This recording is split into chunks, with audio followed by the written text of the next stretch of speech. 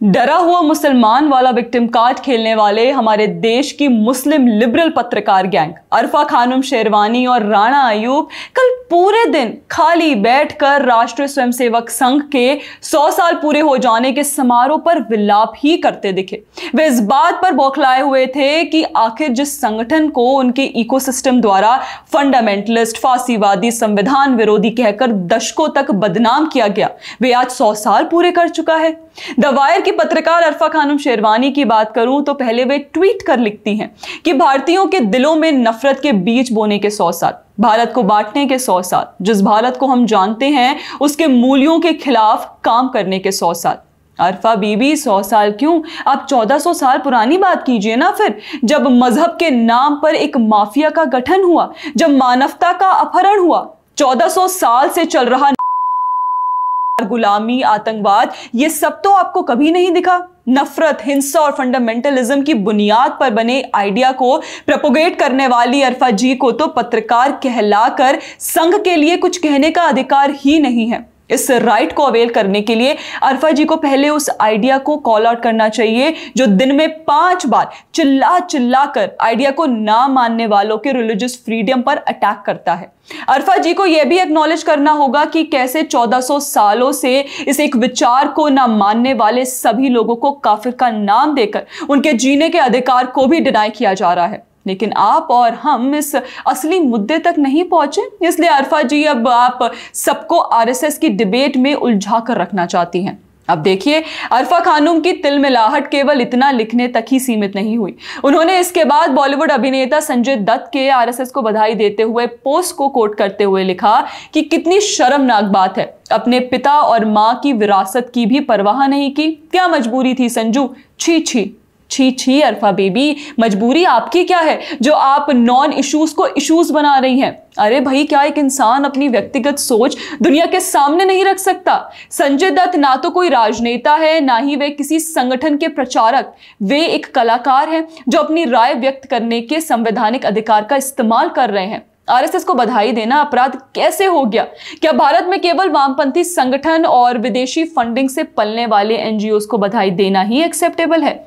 और रही बात उनके माता पिता की, तो संजय के पिता सुनील दत्त एक ऐसे अभिनेता राजनेता थे जिन्होंने कांग्रेसी टिकट पर चुनाव लड़ा, लेकिन उनकी सोच हमेशा राष्ट्रवादी रही। वे आपातकाल के खिलाफ खड़े हुए, सामाजिक सेवा में जीवन लगाया। और नरगिस जी, एक ऐसी महिला जिन्होंने कैंसर जैसी बीमारी से लड़ते हुए भी पोलियो उन्मूलन और महिला सशक्तिकरण के लिए काम किया।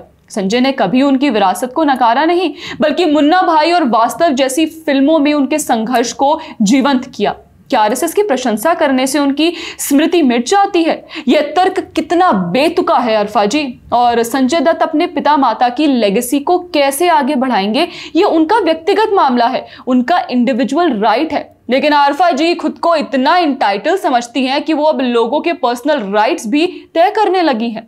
अरफा जी, अगर विरासत की बात करूं तो सोचो, आपकी पत्रकारिता की विरासत क्या है? द वायर में आप बार बार एक तरफा खबरें चलाती हो, विपक्षी दलों की चाटुकारिता करती हो, लेकिन अगर कोई हिंदू संगठन की तारीफ करता है तो आप अपमान चिल्ला उठती हो। वैसे दोस्तों, अरफा खानम की आरएसएस के प्रति बौखलाहट यहीं तक सीमित नहीं रही। उन्होंने इसके बाद द वायर का ही एक आर्टिकल शेयर किया जिसमें लिखा था, the RSS and Hindu Mahasabha played no role in the struggle for freedom, और इसको कैप्शन के साथ पोस्ट किया गया, ऐसा ना हो कि हम भूल जाएं।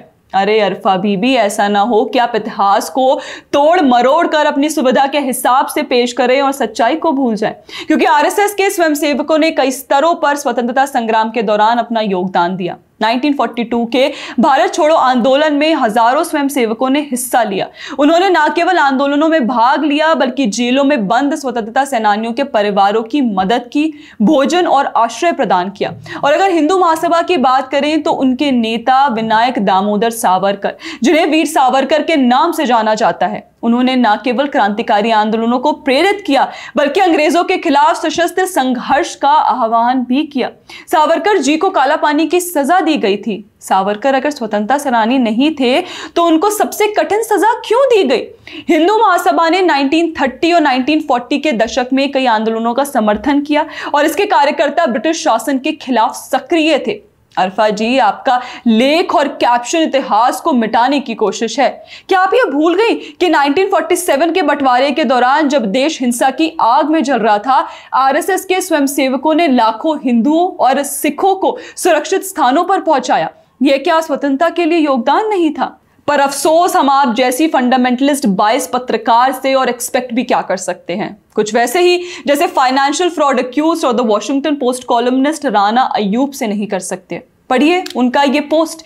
वे लिखती हैं, याद रखो किसने गांधी की हत्या की और याद रखो कौन उनके हत्यारों का सम्मान कर रहा है। देखिए अक्यूज जी, मेरा मतलब अय्यूब जी, इतिहास का अपमान करना पत्रकारिता पर सबसे बड़ा कलंक है। आरएसएस ने हमेशा गांधी जी के सिद्धांतों का सम्मान किया है। क्या आप भूल गई कि आरएसएस के स्वयंसेवकों ने स्वतंत्रता संग्राम में हिस्सा लिया था?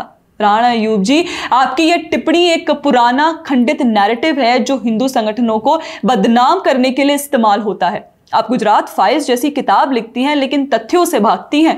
दोस्तों देखिए, यहां अरफा और राणा दोनों मुस्लिम जर्नल्स में एक समानता है।